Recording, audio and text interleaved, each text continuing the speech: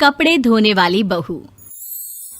शादी के पहले से ही विभा को कपड़े धोने का बड़ा शौक था।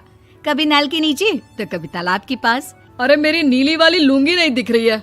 विभा की अम्मा, कहाँ रखी है लुंगी? अरे वो तो विभा ने परसों ही धोकर रखी थी आपकी अलमारी में, देखो वहीं होगी। वो ना मैंने आज धो दी, मुझे लगा कि गंदी हो गई होगी। अरे कैसे गंदी हो गई थी? उसे तो मैंने पहना भी नहीं। हे भगवान, इस लड़की के कपड़े धोने की आदत से परेशान हो गया हूँ मैं। जितना तो घर में राशन नहीं आता, उससे कहीं ज्यादा डिटर्जेंट पाउडर का खर्चा है। इसकी शादी करवा दो, शादी जाए अपने घर में ही करे काम, फिर चाहे घर के कपड़े धोने हो या पूरे गांव के। हाँ ठीक बोल रही हूँ, देखता हूँ मैं कोई लड़का। वो दिन भी आ जाता है जब विभा को देखने लड़के वाले आ जाते हैं। लड़की मुझे अच्छी लगी। होने वाली सास कहती है, बेटी अगर कुछ पूछना है तो पूछ लो। वैसे तो हमारी लड़की बहुत ही शर्मीली है, जो बोल दो वो मान लेती है, इसे क्या पूछना होगा। अरे कैसी बात कर रही हो माँ, मुझे इन लोगों के घर रहना है, सवाल तो कई है। हाँ हाँ बेटा, पूछ लो ना, क्या पूछना है। आप लोगों के घर कपड़े कौन धोता है? सास का मुंह बन जाता है। देखो, अगर तुम ये कहना चाहती हो कि तुम्हें कपड़े धोने नहीं आते तो सुन लो, कपड़े मैं ही धोती हूँ, लेकिन तुम्हारे आ जाने के बाद मैं रुमाल तक नहीं धोऊंगी। अरे चुप रहना भाग्यवान, बहू बेचारी घर आई नहीं, उसे डराना शुरू कर दिया। वो क्या है ना बिटिया, अभी तक तो ये कल्लू की माँ ही धोती थी, लेकिन अब तुम्हारे पापा तो दहेज में वॉशिंग मशीन देंगे ही।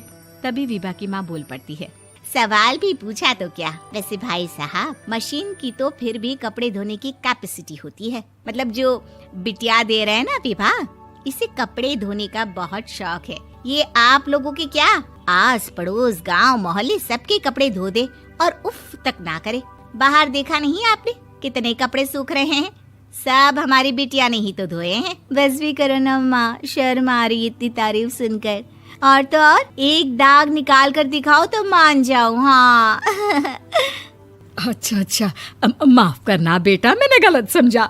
हमें तो रिश्ता बहुत पसंद है। और ऐसे जुड़ जाता है रिश्ता कपड़े धोने का शौक रखने वाली विभा का। उसकी शादी हो जाती है कोयला फैक्ट्री में काम करने वाले कल्लू के साथ। शादी के बाद अचानक विभा चिल्लाती हुई सास के पास आती है। सासू माँ, अरे सासू माँ कहाँ है आप? ये तो धोखा है, धोखा दिया आप लोगों ने मुझे। इसे ससुर के चक्कर के बारे में पता चल गया। अरे तो उसमें तुझे क्यों धोखा मिला है? अरे नल में पानी नहीं आता, कपड़े कैसे कब धुलेंगे?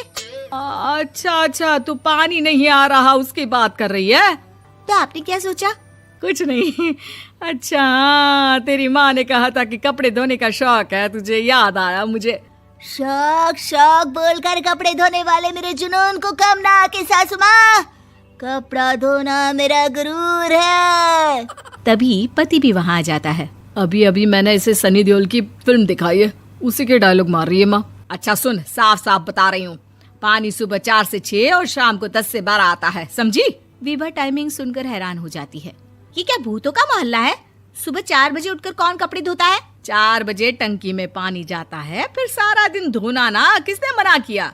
अरे कैसी बात कर रही हैं? 200 लीटर की टंकी में कितने कपड़े धो लूंगी मैं? सुबह ही उठ जाऊंगी मैं। अब क्या था, विभा सुबह 4 से लेकर रात के 12 बजे तक कपड़े ही धोती रहती। एक रोज सास पड़ोस से निकलकर कहीं जा रही होती है कि साथ वाली कहती है, हाँ कल्लू की माँ, जरा ये बताओ कि 2 साड़ी है, 2 ब्लाउज और एक पेटीकोट और एक नाड़े वाला लंबा कच्छा। हाँ तो? अरे तो क्या, कितना लोगी धुलाई ये बताओ। धोबन दिख रहे हैं हम क्या? हमारे पति सरकारी नौकरी से अभी रिटायर हुए हैं और बेटा सुपरवाइजर है कोयला फैक्ट्री में। धोबन समझ रखा है हमें? हाय रे कल्लू की अम्मा, माफ कर दो, वो तो मोहल्ले में यही सब बता रहे थे कि तुमने बहू को कपड़ा धुलवाने के काम में लगा दिया है। सास को पड़ोसन की बात सुनकर गुस्सा आ जाता है। वो घर पहुंचती है जहां घर के बाहर ही इतने सारे कपड़े सूख रहे होते हैं जितने कि किसी धोबन के घर पर। अरे ओ कल्लू की दुल्हन, बाहर निकल। माँ जी यहीं आ जाओ, बाथरूम में चादर धो रहे हैं हम। अरे अभी हम धोते हैं, तुमको बाहर निकलो। ये आस पड़ोस वाले बोल रहे हैं कि हम बहू से कपड़े धुलवा कर उसे कपड़ा धोने वाली बना दिए हैं। अरे छोड़ो ना माँ जी, किन लोगों की बातों में आती हो? आस पास के लोगों का तो काम ही होता है कि वो किसी तरह सास बहू को लड़ा दे। बहू सारे घर के कपड़े धोती है, ये क्या कम है? बोलिए। सास को भी लग जाता है कि वो बहू का ये सनकीपन नहीं छुड़वा सकती, इससे अच्छा है कि खुद ही चुप हो जाए। एक रोज सास और बहू मंदिर जाते हैं, जहाँ सास की साड़ी वहाँ खड़ी भीख मांगने वाली से मिलती है। माँ जी क्या बात है, आपकी साड़ी उस भिखारन से कितनी मिल रही है ना? हाँ हाँ देखो तो, दोनों की साड़ी मिल रही है। क्या बात है कल्लू की अम्मा, तुम खुद को तो अफसर की बीवी बताती हो और ऐसी सिंपल सी प्लेन साड़ी पहनकर घूमती हो। सिंपल और प्लेन नहीं है ये साड़ी। तो क्या सोने के धागे से फूल बने हैं? कुछ भी सासू माँ, कुछ भी। हाँ बने थे इस साड़ी में सोने के धागे से फूल। मेरे पति लेकर आए थे मद्रास से स्पेशली मेरे लिए 10,000 की। ताहे भाई साहब इस भिखारन के लिए भी सेम टू सेम साड़ी लेकर आए होंगे 10,000 की। सास उस वक्त तो कुछ नहीं कहती, लेकिन बहू के साथ घर आती है और अलमारी से एल्बम निकाल कर लाती है। ये साड़ी देख रही है, ये वही साड़ी है जिसे मैंने अभी पहना था। इस साड़ी में ये जो चमकदार फूल दिख रहे हैं ना, ये सोने के धागों से काढ़े गए हैं। लेकिन तू लोकल वॉशिंग मशीन ब्रश से घिस घिस कर सारे फूलों को निकाल कर साड़ी प्लेन कर दी। मुझे माफ कर दीजिए सासू माँ। और तो और, जब मैंने तुझे तेरी गलती के लिए कुछ नहीं कहा, लेकिन तूने तो सबके सामने मेरा मजाक ही बना दिया। क्यों? बहू को समझ में आ जाता है कि अब से उसका कपड़े धोना बंद।